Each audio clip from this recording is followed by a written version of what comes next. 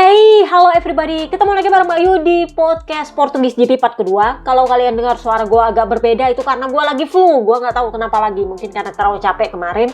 But anyway, ada beberapa hal yang akan kita bahas sebelum kita masuk ke dua pabrikan terbaik. Yang pertama soal Toprak punya tes M1 V4 kemarin di Aragon. Jadi setelah dia ngider 30 lap, catatan waktu terbaiknya adalah 1 menit 49 detik,176. Menurut beberapa media, ini adalah catatan waktu yang cukup impresif karena cuma tertinggal 2 detik dari si Culas Marc Marquez yang mencatatkan waktu terbaik di FP1 Aragon GP dengan catatan 1 menit 46 detik,974. Jadi kalau mau dikasar-kasar ini 49 detik dengan 47 detik lah. Kalau 46,9 kan 47 detik ya, 2 detikan lah. Lumayan not bad ya, menurut gue masih bad sih.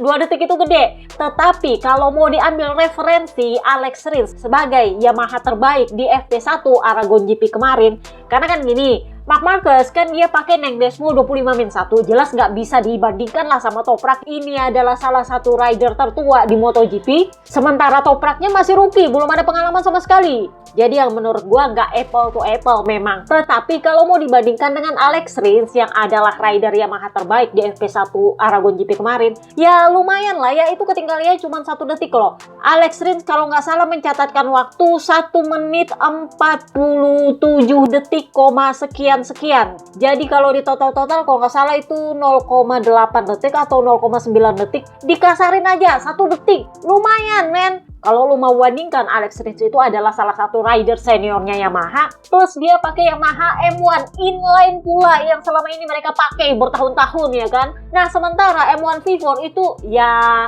masih jeroan juga ya, kurang lebihnya lah ya. Karena katanya ini adalah versi update dari Sepang kemarin. Katanya sih begitu, Augusto Fernandes yang bilang. Tetapi bagaimanapun Toprak kan nggak pernah pakai ini barang sama sekali. Karena kemarin waktu dia tes M1 pertama kali itu kan masih M1 inline, beda jauh kak. Jadi kalau 0,8, 0,9 dikasarin 1 detik menurut gue itu lumayan. Sangat impresif. Why? Karena selama ini Augusto Fernandes itu kan dia pakai wildcard kapan hari di Sepang. Itu selisihnya masih 2 detikan, 1, sekian detikan, dan itu masih jauh kalau menurut gue.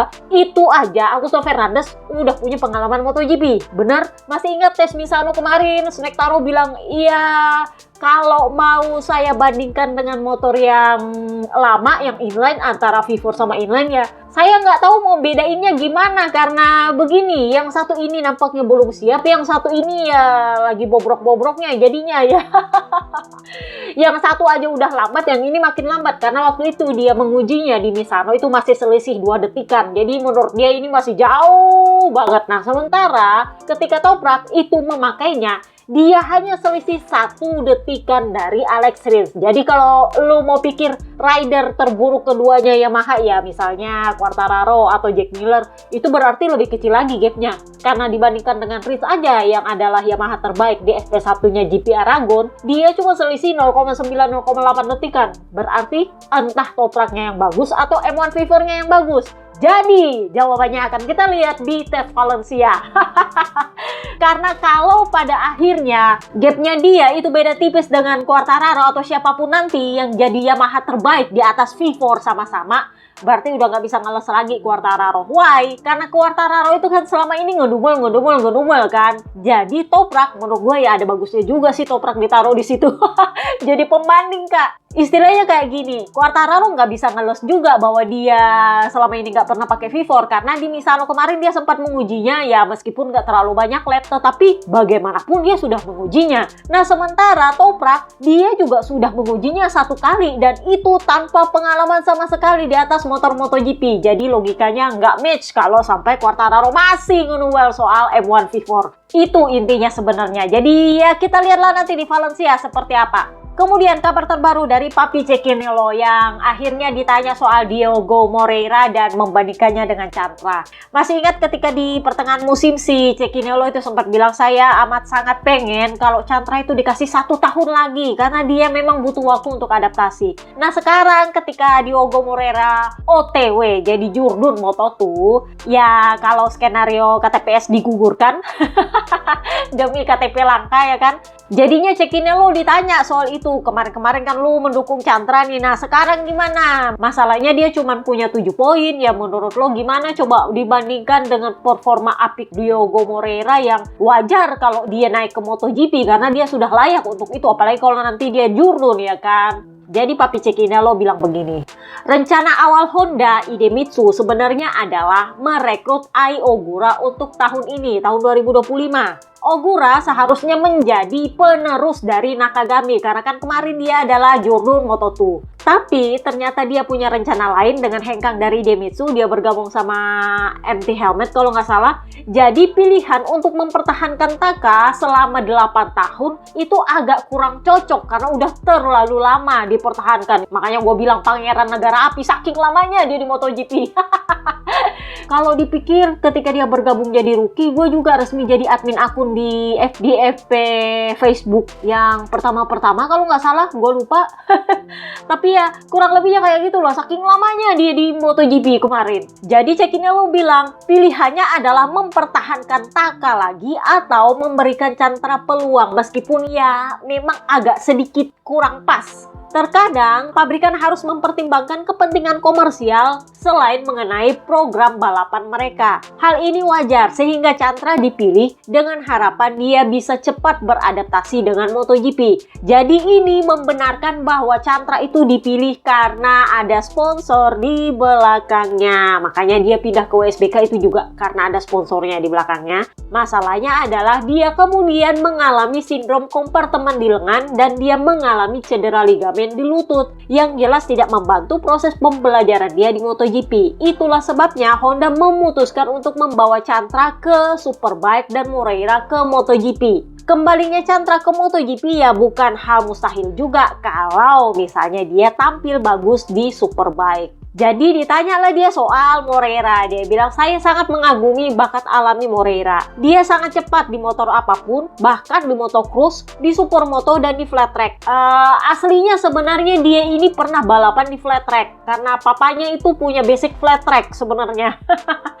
Jadi dia itu punya basic yang lumayan banyak soal motor. Dan katanya dia cepat. Kalaupun dia latihan di flat track, itu katanya cepat banget loh dia. Jadi dia bisa mengendarai motor apapun dengan kecepatan yang sama dengan para pembalap terbaik di dunia. Kecepatannya sungguh mengesankan. Tahun ini dia membuktikan diri sebagai pembalap terbaik di kejuaraan Moto2 di fase-fase krusial. Sekarang semua orang berharap dia memiliki karir yang hebat di MotoGP. Tetapi saya tidak ingin terlalu berharap untuk tahun pertamanya karena MotoGP adalah kategori yang sangat kompleks. Saya tahu ada beberapa pembalap berbakat yang sudah menang di tahun pertama mereka di MotoGP. Tentu saja, saya berharap hal yang sama terjadi pada Diogo. Saya cuma berharap dia cepat beradaptasi dengan kelas ini, menyadari potensi besarnya dan bisa bersaing dengan pembalap Honda lainnya di tahun 2026. Tetapi kita sudah melihatnya, Ai Ogura sangat cepat di Moto2 dan tahun ini dia menjalani debut yang hebat di MotoGP. Tetapi kemudian dia mengalami beberapa kemunduran dan merasakan langsung betapa beratnya MotoGP. Aldeguer adalah pembalap yang sangat kuat, dia layak untuk dihormati, tetapi semua pembalap Ducati memang memiliki sedikit keunggulan teknis. Intinya adalah cuma media Spanyol yang hore-hore soal Fermin Aldeguer. Aslinya semua orang di pedok MotoGP itu tahu dia itu menang cuman gara-gara pakai Ducati. Kalau bukan pakai Ducati, memble pasti dia. Makanya Pol Espargaro bilang kemarin apa? Ada beberapa pembalap yang tidak sebaik Pedro Acosta, tetapi karena dia diunggulkan oleh motor, jadinya dia terlihat seperti luar biasa. Padahal aslinya dia tidak seberbakat itu. Itu merujuk pada siapa? Yep, Fermin Aldeguer. Nah, kali ini Cekinelo sendiri juga bilang, ya Fermin Aldeguer itu memang bagus. Kita patut memberikan dia apresiasi. Tetapi bagaimanapun ya dia pakai Ducati, Kak.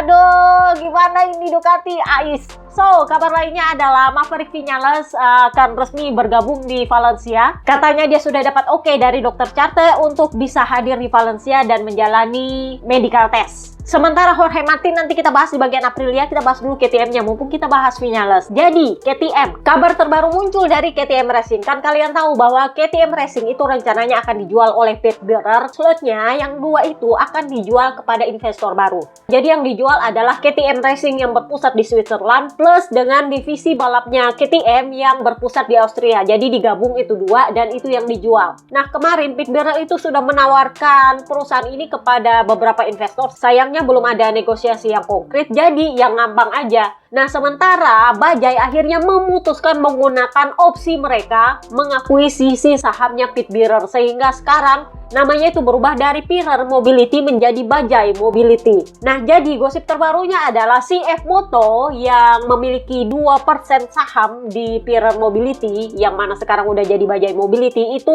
katanya berniat mengambil alih KTM Racing ini beserta slot-slotnya di Dorna. Masalahnya adalah CF Moto tidak mau lagi pakai nama KTM karena mereka mau pakai mesinnya mereka. Ya, mungkin mesin yang diuji dyno kemarin itu akan diganti mereknya dari KTM menjadi CF Moto karena secara otomatis mereka mengambil alih teknologinya KTM Racing. Jadi ini yang katanya sih sepertinya Stefan Pirer agak-agak gak rela karena dia masih sangat bangga dengan KTM dia, dan sekarang KTM-nya itu udah mulai diberangus, yang satu jadi Bajaj, yang satu jadi CF Moto, ya kan? Nah, itu katanya Pirer itu pengennya paling nggak dipertahankan lah KTM-nya. Nah, CF Motonya nggak mau. Kenapa? Karena mereka juga adalah produsen motor dan ini adalah orang Cina, Kak. Jadi mereka punya kebanggaan sendiri kalau misalnya bisa mengakuisisi departemen balapnya KTM dan mengembangkan motornya mereka sendiri dengan suplai dari Cina. Sih, jadi kurang lebihnya kayak gitu. Yang menjadi masalah adalah kemarin paket lengkap ini di Lego seharga 100 juta euro. Jadi dengan slot-slotnya, dengan seluruh perusahaan yang 2 itu yang di Austria sama di Switzerland, dengan semua tim-timnya yang ada di MotoGP. Nah, itu di Lego seharga 100 juta euro. Nah, ini yang kemarin kabarnya agak bikin tersendat ketika ditawarkan ke perusahaan Kanada. Nah, CF Moto karena sudah cukup kenal dengan KTM, katanya berencana mengakuisisi dan mau dibahas di rapat pemegang sahamnya mereka di Cina, di CF Moto sana, untuk gimana bisa menggelontorkan dana untuk mengambil alih KTM, dan nanti kemungkinan akan berubah dari KTM Racing menjadi CF Moto Racing di MotoGP.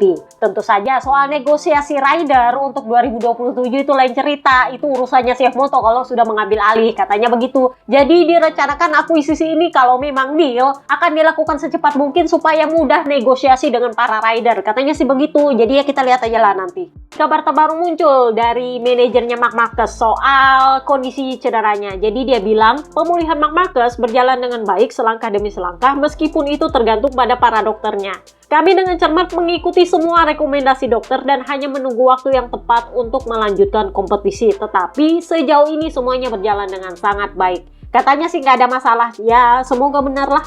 So, kita bahaslah 2 pabrikan terbaik di Portugis GP kemarin. Ducati. Kita bahas dulu dari Pecco Bagnaia ya. Aduh, gimana ini? Jadi di Valencia nanti Marco Bez hanya akan menjalani balapan formalitas untuk mengukuhkan posisinya di P3 klasemen. Katanya itu formalitas karena perlu skenario luar biasa untuk Pecco bisa mengambil kembali itu P3 klasemen, apalagi Pedro Acosta. Jadi Pedro Acosta untuk memenuhi All Spanish Championship 2025 itu harus dapat skenario double win, sementara Marco Bez harus double DNF. Sementara Pecco itu harus paling tidak menang di balapan minggu dengan Marco Bez harus double DNF. Jadi itu agak susah memang.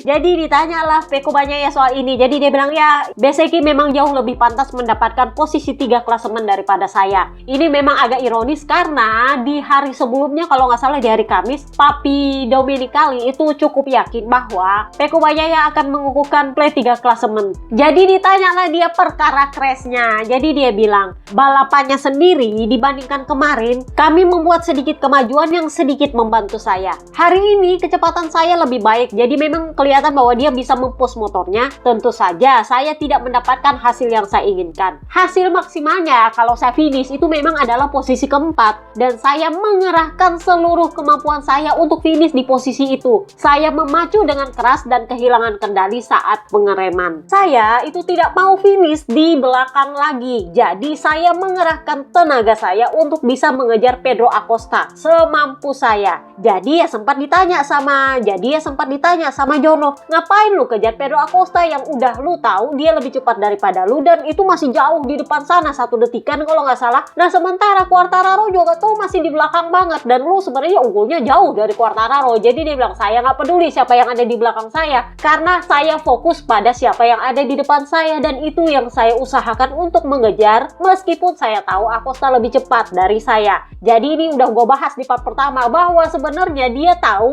dia akan dikejar oleh siapapun yang ada di belakang, entah itu Quartararo, entah itu Fernando Aldegar, entah itu Di Gia, entah itu Brad Binder. Jadi fokus dia adalah gimana caranya supaya dia bisa ngejar dulu Pedro Acosta. Nanti sisanya itu ya terserah. Kalau dia berhasil menyalip Pedro Acosta itu akan jauh lebih baik karena yang di belakang itu akan sulit untuk menyalip Pedro Acosta. Tapi kalau enggak, ya paling enggak dia bisa dekat sama Pedro Acosta sehingga yang di belakang itu masih butuh waktu untuk ngejar dia. Ya memang waktu dia crash, yang di belakang itu cuma Quartararo dan itu jauh. Tapi lu lihat ketika finish, Fernando Aldegar udah hampir ngejar Acosta masalahnya. Jadi ya memang wajar sih kalau Peko punya pikiran seperti itu karena dia nggak mau dikejar. Ini memang agak berbeda mentalitasnya dengan ketika dia di awal musim yang dia bilang saya nggak mau crash lagi. Nah sekarang dia yang penting gua nggak di belakang tapi ujungnya crash. Gue nggak tahu ini seperti apa sih modelnya, mungkin karena di pedok dia itu kayak dibilang nggak berusaha, tahu nggak, dituding nggak berusaha. Sementara dia itu selama ini berusaha tapi dia tahu limitnya di mana. Kalau dia tahu motornya udah nggak bisa, dia nggak mau paksa. Nah sekarang dia seolah-olah disuruh untuk memaksa motornya, ujungnya dia crash. Jadi dari 6 balapan terakhir dari Misano, dia itu nggak pernah menyentuh garis finish kecuali di Motegi. Di Sepang sebenarnya menurut gue motornya emang udah mulai membaik. Kenapa? Karena dari serangkaian yang terjadi selama ini, gue akhirnya berkesimpulan meskipun motornya sudah membaik, tetapi ternyata sensitif sekali sama ban, terutama ban belakang. Jadi kalau bannya mulai aneh-aneh, di luar dari karkas standar, sisi kanan lebih keras, itu susah banget dia bagus. Tapi kalau dia dapat karkas standar, sisi kanan lebih keras, biasanya dia akan lebih baik. Dan itu terlihat ketika sesi kualifikasi, karena sesi kualifikasi itu pakai ban belakang kompon soft, dan itu adalah karkas standar sisi kanan lebih keras. Sementara ketika balapan dia pakai medium. Nah mediumnya itu strukturnya simetris bukan asimetris. Jadi ya wajar dia agak-agak aneh-aneh meskipun dia tetap terasa lebih baik karena karkasnya adalah karkas standar. Itu masalahnya. Makanya dia ya bagus sih bagus tapi agak nggak terlalu bagus juga. Pada akhirnya tahu dia crash juga kan ujungnya. Jadi ditanyalah dia, menurut lu sekarang motor lu gimana? Apakah lebih bagus atau lebih buruk selama ya itulah setelah Misano. Jadi dia bilang kalau mau dibandingkan Indonesia ya terasa lebih baik, tetapi kalau mau dibandingkan dengan Jepang ya tidak lah. Dia sambil ketawa. Saya tahu apa yang bisa saya lakukan dan apa yang bisa dilakukan oleh tim. Sayangnya kami masih kekurangan sesuatu, kehilangan sesuatu, dan kami perlu menemukan solusi untuk masa depan. Ini cukup sulit untuk dipahami dan tim sedang berupaya untuk mengatasinya. Saya pikir kami sudah melakukan pekerjaan yang baik di akhir pekan ini. Sama seperti di Sepang, kami harus terus seperti ini, tetapi ini bukan hasil yang kami inginkan. Kami ingin berjuang untuk menang dan hari ini Aprilia yang menang. Jadi kami harus tetap fokus pada tujuan utamanya. Jadi ditanyalah dia perkara DNF-nya. Karena kalau anggaplah di Sepang itu nggak dihitung DNF kan. Dari 6 seri yang satu finish di Motegi, yang satu ya DNF tapi ya itu masalah teknis bukan masalah crash. Jadi 4 kali dia crash. Jadi ditanyalah dia apa penyebabnya sampai lu sekarang lebih banyak crash dibandingkan pertengahan musim awal. Jadi dia bilang sebenarnya di awal musim kemarin pun gue sebenarnya mau crash, hampir crash selalu. Cuman bedanya kan waktu itu dia lebih memilih yang penting gue finish daripada gue crash. Nah sekarang ya finish gak finish pokoknya yang penting gue geber. Nah itu itu bedanya sekarang. Jadi dia bilang bahkan sebelum ini pun saya selalu hampir mengalami crash dalam situasi apapun. Di Phillip Island saya sudah menegaskan bahwa saya tidak ingin finish terakhir lagi. Jadi saya berusaha sekuat tenaga dan sayangnya saya crash. Sayang sekali saya kehilangan banyak poin, saya membuangnya. Jadi ini kan dia punya mental sekarang, saya nggak mau finish terakhir, jadinya saya nge-push dan saya crash. Kalau kemarin-kemarin nggak apa-apa gue finish terakhir, yang penting gue finish. Itu ceritanya. Jadi ditanyalah dia dengan semua yang terjadi di musim ini, apakah musim ini terasa sangat panjang untukmu? Karena dia selalu bilang saya tidak sabar untuk memulai musim yang baru. Jadi dia bilang dalam situasi saya seperti ini, ya memang. Karena kalau saya menang terus pasti terasa musimnya pendek. Ketawa lagi. Semua orang juga begitu. Kejuaraan memang sedang menuju ke arah ini. Bagi kami, semakin banyak balapan yang kami ikuti, semakin baik. Tetapi ketika Anda kesulitan, seperti yang saya alami, musimnya akan terasa sangat panjang. Nah, ditanyalah dia soal Enea. Enea kan kemarin bilang bahwa menurut dia, Marc Marquez itu menyembunyikan masalah yang ada di Desmogp 25-1 sehingga dia terlihat cemerlang sendirian dan rider lain itu kesulitan mengimbangi karena nggak ada konsistensi. Kan udah gue bilang, Peko ini jadi bahan gosipan di KTM. Karena menurut mereka, Marc Marquez itu bikin motor ini sebenarnya nggak bagus, tapi karena Marc Marquez itu cepat beradaptasi dan riding style-nya sesuai dengan gayanya dia, sehingga Peko Bagnaia dan Di Gia itu sulit mengimbangi dan tidak ada konsistensi. Dan ini berbeda dengan Desmogp 24 yang tahun lalu itu sangat konsisten, bahkan sampai sekarang pun masih tetap konsisten. Semua yang pakai Desmogp 24 biasanya bagus-bagus ya, kecuali Morbidelli yang menurun akhir-akhir ini, tapi di awal-awal musim dia lumayan bagus juga kan, konsisten. Sampai kemarin dia akhirnya kena kartu orange kan. Tetapi Desmogp 24 memang semuanya itu konsisten bagus. Jadi ditanya lah Peko, menurut lo apakah memang seperti itu? Jadi dia bilang, saya sih tidak terlalu memikirkan seperti itu. Begini, saya lebih memikirkan apa yang saya alami karena menurut saya ini adalah masa sulit saya. Kami sudah bekerja lebih baik di 2 GP terakhir dan kami perlu membangunnya. Karena bagi saya sendiri, sebenarnya motor ini masih motor terbaik di track. Mungkin Marc Marquez adalah adaptor yang hebat, maksudnya bisa beradaptasi dengan hebat dengan motor ini. Sementara saya adalah adaptor yang buruk yang perlu banyak hal untuk bisa memahami motor ini. Dia nggak mau bilang motornya jelek, artinya ya tetap motornya lebih cocok ke riding style-nya Marc Marquez, maksudnya dia. Jadi Marc Marquez nggak perlu terlalu banyak adaptasi yang susah-susah amat, sementara dia karena ini nggak terlalu pas dengan gaya berkendaranya, dia butuh waktu hampir 1 musim, nggak pernah selesai-selesai. Jadi ditanyalah dia soal tes Valencia, karena kan dia bilang saya tidak sabar memulai musim yang baru. Jadi ditanya, lu bakal dapat part baru nggak di tes Valencia nanti? Jadi dia bilang, ya kita lihat aja, karena setahu saya akan ada part baru di Sepang tes Februari, tetapi saya sih belum lihat apakah ada yang baru atau bagaimana nanti di Valencia. Yang pasti tujuannya adalah saya itu harus memperbaiki feeling saya nanti di tes Valencia. Ini udah gua konfirmasi ya, Ducati itu tidak berencana membuat part baru atau bawa motor baru atau bagaimana di tes Valencia karena Marc Marquez absen. Karena kalau dikeluarkan part baru di situ ya ABR bakal ngeributin lagi karena dipikir bahwa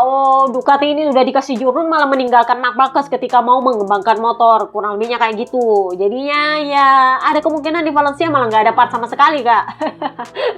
Jadi Papi Tarnusi ditanya soal itu, dia bilang ya kecepatannya Peko Bagnaia itu tidak pernah diragukan. Kurangnya kepercayaan diri dengan motor itulah yang mempersulitnya. Kami sudah melakukan segalanya untuk mengembalikan dia ke kondisi yang sama seperti tahun lalu atau selama balapan di Jepang. Tetapi bagaimanapun kami sudah melakukan segala yang mungkin, tapi masih ada yang kurang. Jadi kalau masih ada yang kurang, kita harus berdiskusi dan mengklarifikasi alasannya dan bagaimana caranya untuk mencapai kesimpulan. Gosip berhembus sepoi-sepoi, katanya Aprilia kemungkinan bakal jadi tempat berlabuhnya Peko Bagnaia. Ini sebenarnya cuma satu jono sih yang bilang, katanya kalau misalnya Jorge Martin Hengkang kemungkinan Aprilia tertarik sama Peko Bagnaia atau Snake Taro. Sebenarnya Ricola itu memang sempat tertarik sama Peko sebelum sama Bes, tapi karena sekarang Bes udah bagus sepertinya agak kurang cocok naruh Peko di situ sebenarnya, karena nanti jadinya mereka ribut dan saingan, dan kalau ada yang jurdun itu bakal jadi bahasan lagi sama ABR, dituduh lah team order dan segala macam. Itu jadi masalah sebenarnya kalau menurut gua ya, kalau Peko ditaruh di Aprilia. Tapi ya mana tahu tiba-tiba dia ditawarin, kalau di atas kertas sih Aprilia lebih bagus daripada Yamaha sekarang, tapi kalau 2027 ya belum tentu juga, kita lihat nantilah.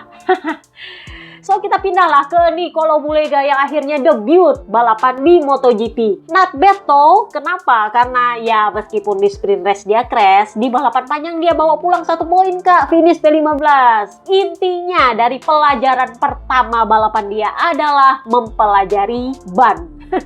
Jadi ketika di sprint race dia itu sempat ditanya, "Lu kenapa crash?" Jadi dia bilang, "Saya sebenarnya itu sudah hati-hati sama ban saya." Terus setelah beberapa saat, nggak taunya saya mulai kebawa-bawa feeling di Superbike, sehingga saya ngerem ala-ala Superbike ya. Saya lupa bahwa ini bukan Pirelli, ini Michelin. Jadinya ya begitulah saya crash.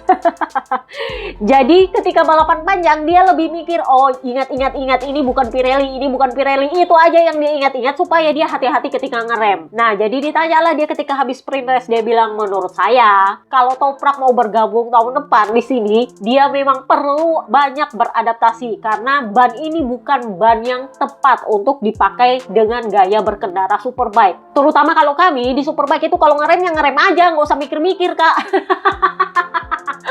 Kalau di sini ngeremnya mikir, kalau lu terlalu keras beresiko tertutup ban depan atau lu keisap slipstream. Jadi ada resiko lu nyeruduk atau kalau nggak lu melebar, jadinya agak susah.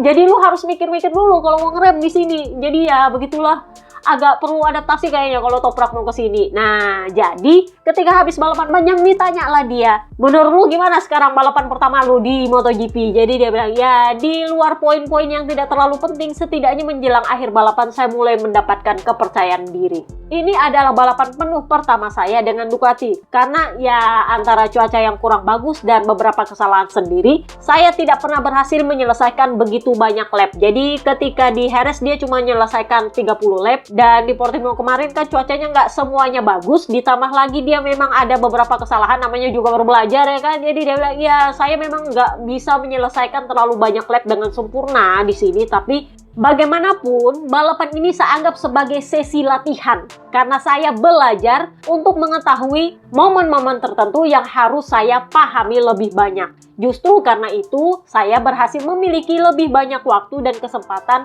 di atas motor. Karena kan lu kalau balapan panjang mau nggak mau lu harus lalap itu 24 lap ya kan. Kalau lu mau finish berarti lu harus habisin 24 lap, itu ceritanya kan. Jadi dia bilang ya mau nggak mau saya harus menyelesaikan itu. Jadi saya anggap itu sebagai sesi latihan untuk memahami apa yang terjadi kalau balapan. Jadi bukan kebetulan waktu terbaik saya itu datang di 2 lap terakhir dengan ban yang sudah aus. Jadi ada beberapa hal positif yang saya pelajari meskipun crash kemarin justru terjadi ketika saya ada di trek lurus dan lumayan menggerus kepercayaan diri saya. Itu juga alasan kenapa saya sedikit lebih tenang hari ini, memastikan untuk memanaskan ban depan dengan baik karena kalau saya melakukan kesalahan lagi saya akan kecewa dengan hasilnya. Tujuan hari ini adalah menyelesaikan balapan panjang dan memahami cara berkendara dan beradaptasi dengan Desmo GP 25. Jadi ditanyalah dia, oh ini kan berarti lu udah finish nih satu balapan, apakah lu merasa lu udah siap jadi pembalap MotoGP? Sayangnya belum ada kontrak, mungkin 2027. Jadi dia bilang, ya masih terlalu dini untuk mengatakannya. Saya rasa saya masih perlu banyak perbaikan karena saya berkendara dengan cara yang buruk. Start saya tidak sempurna dan saya membuat kesalahan karena kurangnya pengalaman. Jadi dengan memperbaiki beberapa hal atau tetap konsisten di atas motor, saya bisa jadi lebih baik. Jadi ditanyalah dia balapannya. Jadi dia bilang, ketika saya mendekati Oliveira dan rombongan di depan, saya melakukan kesalahan di tikungan 5. Saya melebar dan saya rasa saya kehilangan 2 atau 3 detik. Dia sempat melebar memang di pertengahan balapan. Jadi dia bilang saat itu saya kesulitan untuk menurunkan kopling dan harus mengerem. Saya rasa saat itu saya terlalu agresif di tikungan dan saya melepaskan gas agar tidak terjatuh lagi. Setelah itu saya hanya mencoba beradaptasi dengan motor dan saya rasa saya memahami beberapa hal yang akan saya coba terapkan di awal tahun depan di Malaysia karena dia akan ikut Sepang Shakedown. Saat saya berhasil pulih dari semua kesulitan, ternyata semua sudah terlambat. Menurut lo, overall bagaimana MotoGP dibandingkan dengan Superbike di balapannya? Jadi dia bilang, ya dari segi kompleksitas, akhir pekan berjalan kurang lebih sesuai dengan harapan saya. Rem bekerja dengan cara yang sama, tetapi titik mengaktifkannya yang berubah. Tetapi menafsirkan ban itu lebih rumit, karena di Superbike kami terbiasa dengan sesuatu yang sama sekali berbeda. Kalau di sana itu seperti hitam dan putih. Dengan ban Pirelli, Anda bisa melakukan hal-hal yang tidak mungkin Anda lakukan di sini. Jadi, di sini Anda harus harus melakukan sebaliknya. Rasanya seperti belajar kembali cara berkendara. Sampai-sampai sebelum sampai di setiap tikungan, saya harus mengingatkan diri saya sendiri untuk tidak mengerem mendadak. Kemarin saya terjatuh karena saya sedang menemukan ritme yang secara naluriah membuat saya membalap seperti yang saya lakukan dengan ban Pirelli. Jadi hari ini saya mengambil pendekatan yang berbeda karena saya ingin menyelesaikan balapan, saya ingin finish. Jadi saya balapan sambil berpikir. Pada akhirnya saya menyelesaikan 30 lap di Jerez dan membalap akhir pekan ini dengan balapan sprint yang hanya bertahan 3 lap. Sekarang saya mulai percaya diri, tetapi MotoGP tidak memungkinkan Anda untuk langsung terjun dan melaju kencang dengan motornya. Karena kalau seperti itu ya semua orang pasti bisa balapan di sini. Dia bilang ya kayak gitu. Jadi apa harapan lu dengan Valencia? Karena kan dia masih akan menggantikan Marc Marquez di Valencia. Jadi dia bilang, saya belum pernah balapan lagi di Valencia sejak 2021. Jadi saya memperkirakan akan ada beberapa kesulitan, tetapi setelahnya akan ada tes Valencia yang menurut saya penting. Jadi nampaknya dia akan ikut tes Valencia juga karena Marc Marquez nggak ikut. Nampaknya dia akan jadi test rider kesayangannya Ducati jadinya. Karena dia juga akan menguji ban Pirelli kalau nggak salah dengan status dia sebagai test rider. Jadi ditanyalah dia soal itu. Jadi dia bilang, ban Pirelli memberikan Anda lebih banyak kepercayaan diri. Jadi transisi dari Superbike ke MotoGP itu lebih rumit daripada sebaliknya. Di sini Anda harus memperlambat motor dan sedikit lebih tenang ketika mengerem. So ditanyalah dia, perkara Pecco, tetangga sebelah kak, lu finish sebelah kagak finish. Nah, jadi dia bilang, saya rasa dia bahkan tidak mengerti apa yang terjadi. Secara pribadi, saya rasa seorang pembalap tidak bisa begitu tidak konsisten dalam balapan. Musim ini dia mengalami balapan yang buruk dan yang bagus. Tetapi yang lebih sering terjadi adalah yang pertama, yang buruknya. Menurut saya, dia adalah rider yang sangat kuat. Dan jika dia dalam kondisi yang baik dan merasa selaras dengan motornya, sulit untuk mengalahkannya. Dia hanya perlu mencoba memahami kenapa dia tidak selalu bisa menemukan perasaan yang sama di atas motor. Dari luar, sulit bagi saya untuk mengungkapkan pendapat saya, tetapi saya yakin bahwa begitu dia mendapatkan kembali kepercayaan diri dia sepenuhnya di atas motor, hanya sedikit rider yang bisa mengalahkannya. So, kita lanjutlah ke VR46 di Gia dulu, yang finish dulu kak. Di Gia, P8 naik satu posisi. Ini seperti biasa, kalau Pecco jelek dia bisa bluffing. Cuman karena dia jauh di belakangnya Vermaelen, jadinya dia ya mulai ada sedikit alasan. Jadi dia bilang, kami kurang beruntung di awal balapan. Startnya sendiri bagus, tetapi di tikungan pertama saya terjebak keramaian dengan para pembalap lain dan tidak bisa menjaga line dengan benar. Hal yang sama terjadi di tikungan-tikungan berikutnya dan situasinya makin memburuk.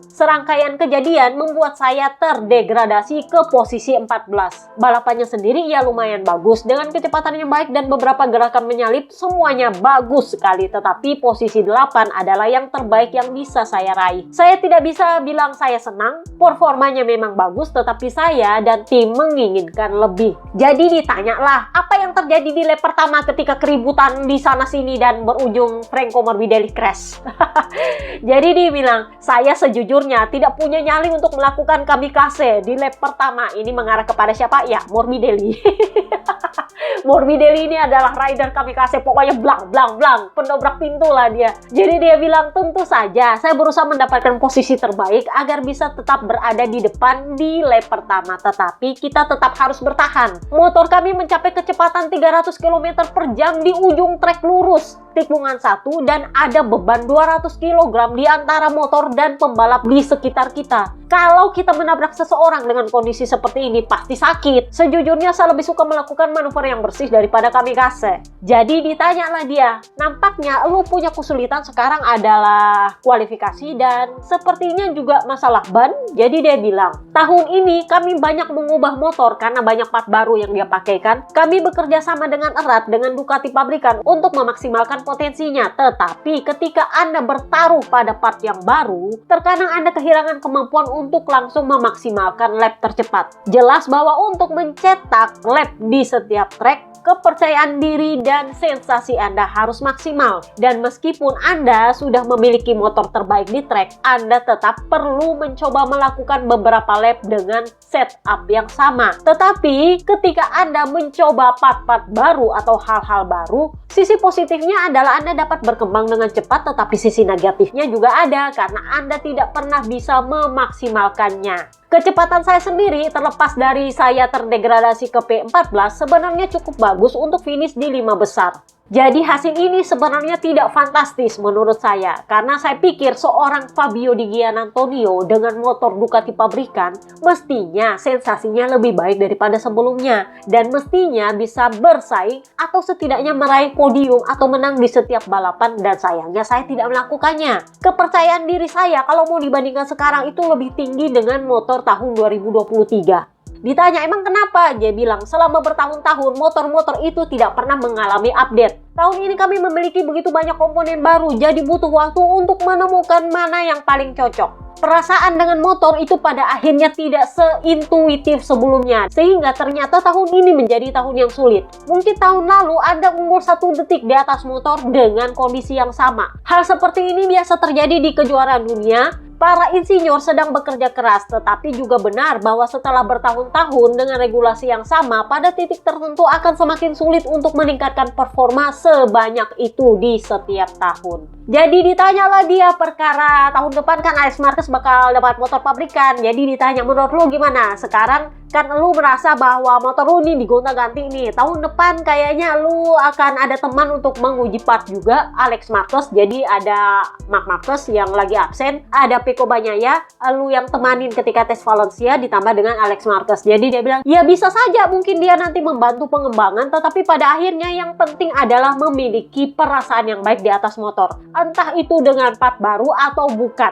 Saya pikir contoh terbaik bagi saya adalah ketika saya battle dengan Bagnaia di beberapa balapan dengan Desmo GP 22 di akhir tahun. Suku cadang saya, part baru saya lebih sedikit. Sekarang perasaan terbaik seringkali lebih baik daripada punya suku cadang yang baru yang bisa saya pakai. Kepercayaan diri saya lebih tinggi di tahun 2023 ini ketika dia masih pakai Desmo GP 22 kalau nggak salah. Waktu itu kalau nggak salah dia ribut sama Pecco Bagnaia di Qatar. Masih ingat? Ya orang bilang lu nggak ikut team order, dan dia sendiri bilang ya gue nggak ada team order sih, cuman dipesan kalau lu mau ribut sama yang lain jangan bikin jatuh aja. Waktu itu dia menang di Qatar, kemenangan pertamanya. Itulah dia bilang saya punya kepercayaan diri lebih tinggi tahun tersebut, tahun 2023 daripada sekarang, karena tahun itu dia hampir nggak pernah dapat pot sama sekali dan yang dia tahu cuman ngegeber motornya. So kita pindahlah ke Morbidelli DNF lap pertama tikungan 5. Jadi banyak yang menyalahkan dia. Asalnya sih sebenarnya si Enea Bastianini yang nyalahin dia. Jadi dianggap Morbidelli ini bikin manuver tertentu di tikungan 1 dan setelah itu dia bikin keributan di tikungan berikutnya dan Ai Ogura juga akhirnya bikin manuver ke Pol Espargaro dan ujungnya Enea kemana, Morbidelli kemana, Pol Espargaro kemana, Ai Ogura kemana. Nah akhirnya yang kena Morbidelli nyundul Enea Bastianini. Morbidellinya jumpalitan sampai harus ditandu. Jadi ditanya apa kabar lu, kayaknya lu harus ditandu kemarin deh. Jadi dia bilang saya baik-baik aja, nggak ada yang cedera, nggak ada yang patah sampai ketemu di Valencia. So kita pindahlah ke Grace ini. Alex Marquez dulu kak, P2 naik 3 posisi. Ini dia sempat ngegangguin kakaknya. Karena kakaknya diumumkan menang BMW Award kemarin, tapi karena kakaknya nggak ada, jadi tim Grace ini itu bikinkan kayak piala kecil-kecil dari dos-dos gitu. Dikasih ke Alex Marquez terus dipamerin sama kakaknya. Ini loh gua, karena lu nggak ada gua dapat ini dari tim. Tetapi ya dia memang waktu di press conference hari Kamis dia sempat ditanya, ini kayaknya lu bakal gala bareng sama kakak lu, berdiri di FIM Award bareng kakak lu berdua sebagai jurdun dan wakil jurdun runner up. Jadi dia bilang oh iya saya senang sekali, jadi siapapun nanti yang P3 klasemen intinya adalah saya mau cut di situ, cuma saya sama kakak saya aja di situ. Terserah deh nanti P3-nya siapa. Jadi dia bilang sayangnya saat balapan ban depan saya rusak di sebelah kanan dan akibatnya saya kesulitan di lap-lap terakhir. Jadi saya berusaha mempertahankan posisi dan berusaha sebaik mungkin. Akhirnya ya beginilah hasilnya. Kemarin kami yang terbaik, tetapi hari ini Bezzecchi dan Aprilia yang terbaik. Apakah saya sudah menduganya? Ya seperti yang saya sudah bilang, Bezzecchi lebih cepat dan saya tidak bisa memperkecil jarak. Dia sangat kuat saat masuk tikungan, tetapi sejujurnya saya sudah menduganya. Terutama mengingat apa apa yang dilakukan oleh Maverick Vinales setahun lalu di Portimao. Jadi saya rasa Marco dan Aprilia akan bermain apik hari ini dan akhirnya ya memang mereka tak terkalahkan. Bezzecchi sangat tangguh di tikungan cepat. Bahkan dia mampu mengendalikan motor jauh lebih baik daripada saya. Jujur saja, kepercayaan diri saya di tikungan terakhir kurang baik. Dan saya juga sangat mempush bagian depan saya. Sementara Marco mampu membuat RSGP-nya berbelok dengan lebih baik. Pada akhirnya ini agak mirip dengan perasaan saya ketika di Australia di mana saya kesulitan melewati tikungan cepat dan gundukan. Ada bumpy. Jadi kami perlu memperbaiki aspek ini untuk memahami sensasi dan meningkatkan performa. Jadi ditanyalah dia perkara Acosta punya comeback karena Acosta kayaknya berusaha ngejar dia. Jadi dia bilang di akhir-akhir balapan saya menggunakan rencana yang sama seperti Pedro Acosta kemarin. Karena ketika Anda tertinggal dan Anda tahu Anda lebih cepat, Anda punya sedikit lebih banyak kesabaran, tetapi di saat yang sama Anda juga bisa gugup dan tegang karena hal itu selalu ada. Tapi pada akhirnya semua berjalan lancar dan kami bisa mendapatkan posisi kedua. Apakah Aprilia akan bersaing gelar untuk tahun depan? Menurut saya Aprilia seharusnya bisa bersaing tahun ini. Faktanya mereka punya dua pembalap baru ditambah dengan Martin yang cedera. Dan semua ini, motor ini juga baru bagi Marco. Tetapi dia sangat cepat dan konsisten sejak awal musim. Jadi saya pikir motor ini terbukti bagus bagi semua orang. Ibarat kata sudah clear bahwa Aprilia ini punya motor yang rider friendly. Karena Ai Ogura itu baru pertama kali di Aprilia. Marco Bez juga baru pertama kali di Aprilia. Jorge Martin juga baru pertama kali di Aprilia. Tapi mereka juga ya sebaru-barunya mereka ternyata mereka bagus. Terlepas dari Raul Fernandez yang sudah lama tapi toh dia juga berhasil menang tahun ini. Jadi menurutnya Alex Marquez, nampaknya Aprilia ini terbukti sebagai motor yang rider friendly. Agak kebalikan dengan Ducati. Jadi dia bilang itu udah terbukti kok.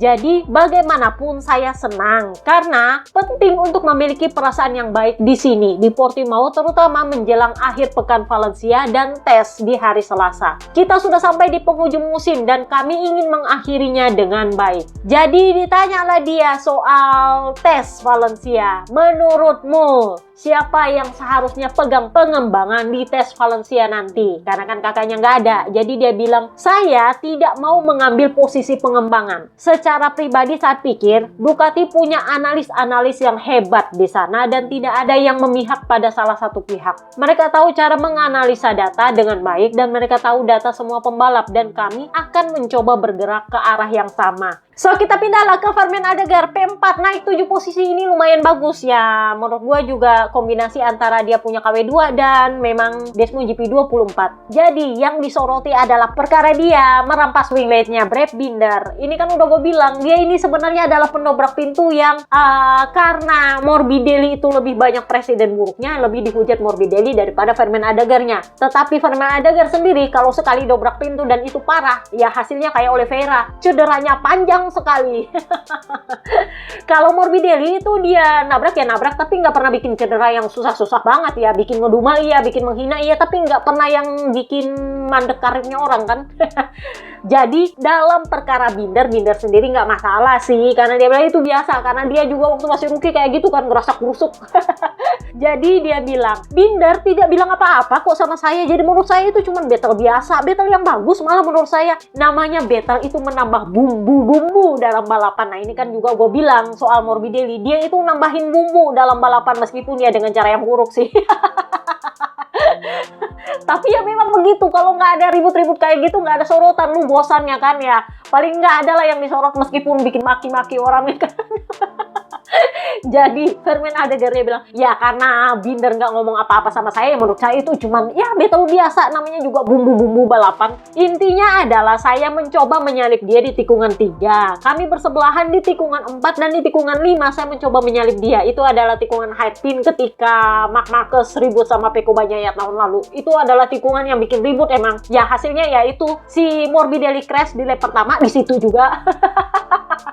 Jadi itu juga Fermin Aldegar nyuri wing lainnya Binder di situ juga. Jadi dia bilang di tikungan kelima saya mencoba menyalipnya lagi, tetapi dia memotong line balap dan terjadi kontak yang mana itu saya menangkan. Saya menganggap itu sebagai insiden balapan. Jadi kalau RD tidak mengatakan apa-apa ya pasti ada alasannya dong ya. Itu berarti bukan hal yang salah dong. Saya rasa kalau saya memulai lebih di depan di grid hari ini, posisi saya mungkin akan tetap sama, tetapi setidaknya saya masih berada di antara para pemimpin balapan. Saya membuat diri saya sedikit lebih terlihat meskipun saya meramaikan balapan dengan aksi-aksi overtake saya yang ya, lu suka atau nggak suka ya suka-suka lu lah.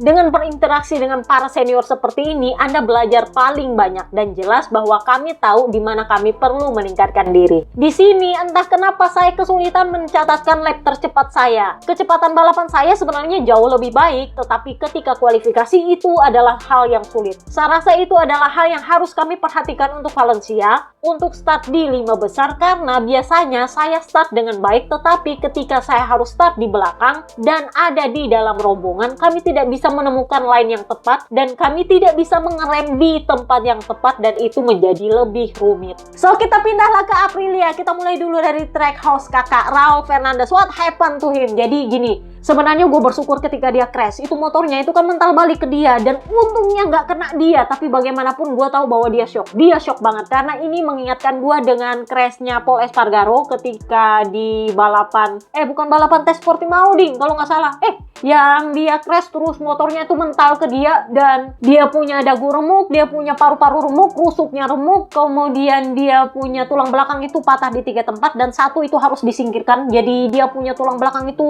lebih, bukan cuman retak sih, itu udah remah-remah katanya saking patahnya luar biasa. Jadi itu agak-agak sedikit menakutkan untuk gua ketika melihat Raul Fernandez crash dan dia emang kelihatan shock banget ketika habis crash. Jadi dia itu dibawa ke rumah sakit, memang nggak ada cedera, nggak ada patah, tapi nampaknya kondisi mentalnya memang lagi nggak terlalu bagus untuk dibawa balapan di Portimao. Jadi dia memutuskan mundur dari Portugis GP untuk bisa memulihkan kesehatannya. Jadi nanti di Valencia dan di tes Valencia dia sudah siap. So kita pindahlah ke Ayogura P7 naik 5 posisi. Nah ini nih, dia ini yang terlibat keributan dengan Pol Espargaro, dengan Enea Bastianini dan dengan Morbidelli di lap pertama di tikungan 5. Jadi dia bilang, ini adalah akhir pekan yang bagus bagi kami. Sebenarnya lumayan, terutama di balapan utama. Kami finish di posisi ke-7 yang merupakan posisi bagus, tetapi kami harus terus meningkatkan performa. Tim sudah melakukan pekerjaan yang hebat dengan perubahan setup dari hari Sabtu ke hari Minggu, dan itulah yang membuat kami mendapatkan hasil hari ini. Balapan sprint sendiri kecepatannya bagus, tetapi saya mengalami masalah besar saat menyalip. Saya terjebak dan stuck di belakang para pembalap dan tidak bisa menemukan jalan keluar. Hari ini semuanya lebih baik. Kami sedikit menyesuaikan motor untuk mendapatkan traksi yang lebih baik saat keluar tikungan dan itu membantu saya memacu motor lebih keras di tengah balapan. Kalau saya bisa lebih cepat 2/10 detik lagi per lap, menyalip Sarko pasti akan lebih mudah. Nah, ditanyalah perkara tikungan 5. Dia bilang, ya memang itu nyaris saja. Saya rasa Franco terlalu cepat masuk di tikungan dan terjatuh. Jadi saya harus mengerem mendadak untuk menghindarinya. Lalu seseorang menyentuh saya dari belakang, mungkin Bastianini atau motor lain. Entahlah, saya tidak tahu persis siapa orangnya, tetapi itu sedikit membuat saya agak terganggu. Untungnya saya tetap tegak di atas motor dan tidak kehilangan banyak waktu. Awalnya memang agak berantakan, tapi ya kami berhasil comeback. Emang katanya ribut banget itu di tikungan 5 tuh. Jadi ditanya lah dia perkara soal menyalip Zarco dan Quartararo. Jadi dia bilang, seberapa sulit lu nyalip Quartararo? Jadi dia bilang sangat sulit. Kenapa? Karena Zarco itu kuat di trek lurus dan Fabio itu cepat di sektor kedua. Saya mempus tetapi Aprilia saya tidak punya top speed di sini untuk menyalip dengan mudah. Di 5 lap terakhir saya sedikit mendekat tetapi saat itu sudah terlambat untuk mengejar posisi ke-6. Kecepatan kami di akhir balapan memang bagus dan itulah hal yang positif. Jadi overall dia bilang, saya berterima kasih kepada kepala tim karena tim ini luar biasa. Saya salut untuk para mekanik atas perbaikan mereka setelah balapan sprint. Kami kuat di balapan hari Minggu tahun ini, tetapi untuk hari Jumat dan Sabtu itu perlu ditingkatkan. Konsistensi yang lebih baik di kualifikasi akan membantu. Untuk Valencia nanti kami akan fokus pada elektronik dan manajemen ban. Saya cukup optimis karena motor terasa lebih baik di setiap akhir pekan. dilaporkan. Jadi dibahaslah perkara klasemen dengan 88 poin setelah dia memang cederanya lumayan banyak ya kemarin. Udah cedera tangan, udah cedera kaki kemarin sempat kan ya. Jadi kalau lu mau pikir apakah Vermaelen Adegan mendapatkan dia punya prestasi kemarin itu bagus atau tidak ya. Karena Ai Oguranya juga banyak absen kak. Jadi Ogura bilang, ya tentu saja musim ini up and down, naik dan turun. Cedera di awal musim tetapi kemudian kami mengakhirinya dengan kuat. Terima kasih kepada para fans di Jepang dan semua orang yang mendukung Trackhouse. Sampai jumpa di Valencia nanti. Kurang lebihnya sih seperti itu. Terima kasih juga kepada Grok yang sudah merangkum transkrip ini dari video menjadi teks. Intinya adalah gue nggak dapat wawancaranya di media manapun. Gue dapatnya dalam bentuk video, terus gue suruh lah itu Grok, tolong lu bikinin transkripnya. Jadi pinter juga dia. So, kita bahaslah Aprilia Pabrikan. Jorge Martin resmi mengatakan bahwa dia akan kembali balapan di Valencia. Masalahnya adalah Dr. Charte belum kasih oke, tapi dia kekeh pengen ke Valencia. Intinya adalah kita lihat nanti di tes medisnya apakah dia lolos atau kagak. Karena di Dr. Charte juga masih mikir-mikir, kayaknya lu perlu review deh. Tapi ya karena dia kekeh, ya udahlah kasih aja.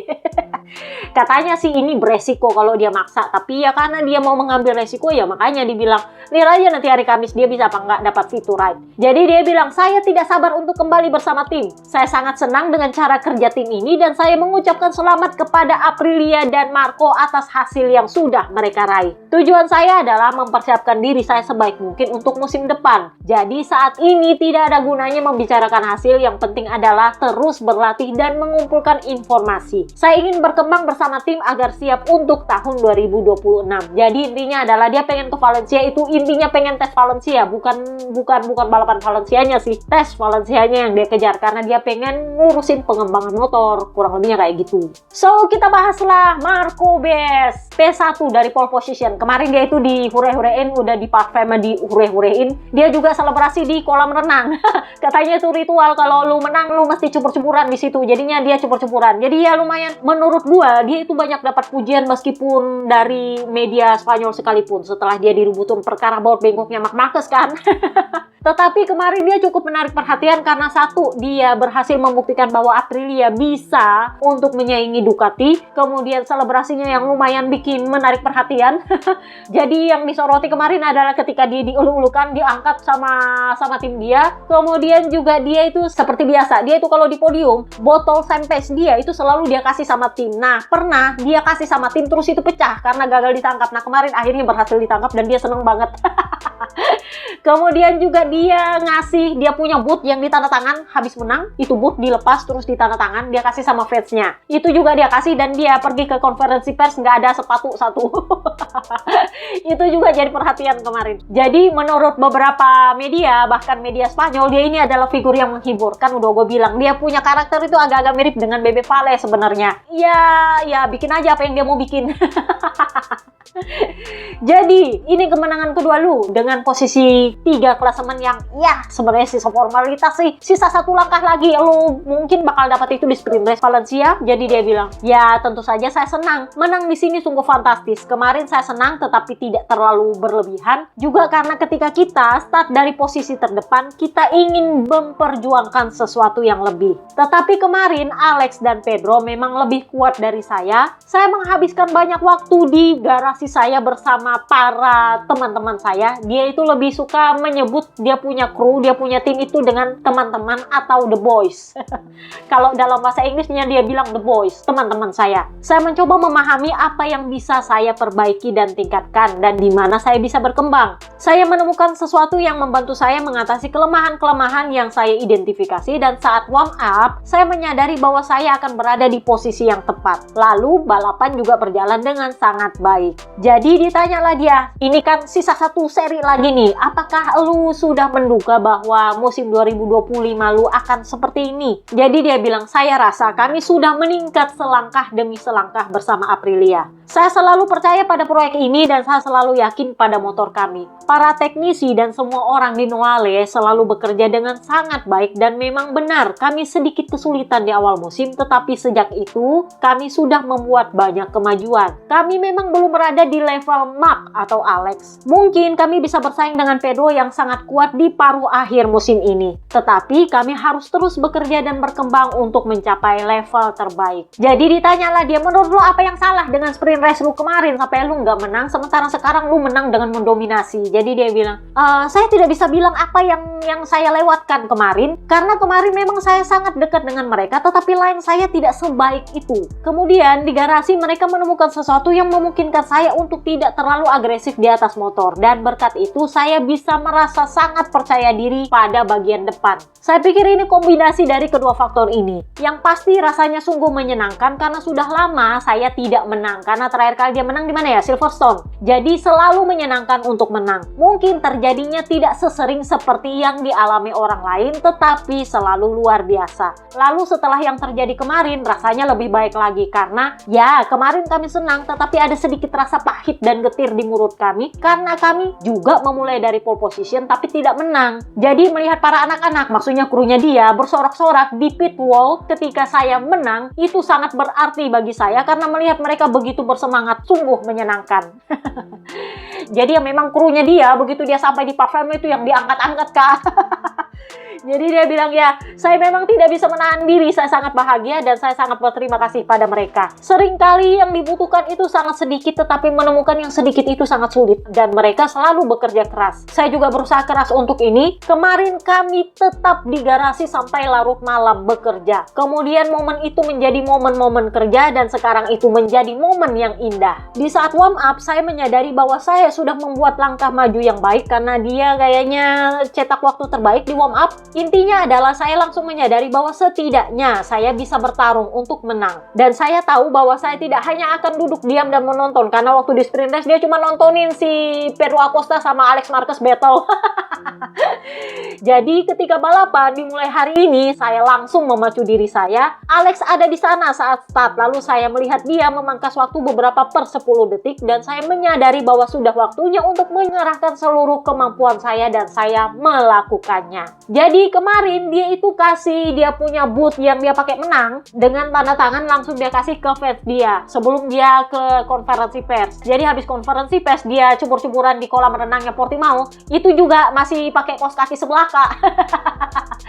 Jadi dia bilang, oh iya itu saya kasih boot saya ke fans Meksiko yang sudah lama ikut saya. Jadi dari Meksiko kemarin dia selalu ada di pedok. Jadi tiap dia mau ke pedok dia selalu ada di situ. Jadi waktu saya ketemu dia kemarin, dia minta untuk dikasih sepatu boot dia kalau dia menang. Jadi ya saya kasih aja langsung karena saya pikir ya mungkin saya nggak akan ketemu dia lagi. Dia bilangnya kayak gitu. So ditanyalah dia perkara P3 klasemen. Jadi dia bilang, ya tentu saja situasi ini positif. Omong kosong kalau saya bilang saya tidak sedikit lebih, ya santai karena ya Valencia sistem formalitas kan. Tapi kenyataannya terutama di episode ini itu bukan tujuan, tetapi finish ketiga di klasemen tidak pernah menjadi obsesi negatif bagi saya. Karena saya ingin ini dilakukan dengan cara yang positif. Meraihnya berarti saya punya balapan yang bagus dan saya memenangkannya. Dan itulah yang saya inginkan. Hal yang sama berlaku di Valencia. Saya pergi ke sana dengan mentalitas yang dibutuhkan untuk menjalani akhir pekan yang baik.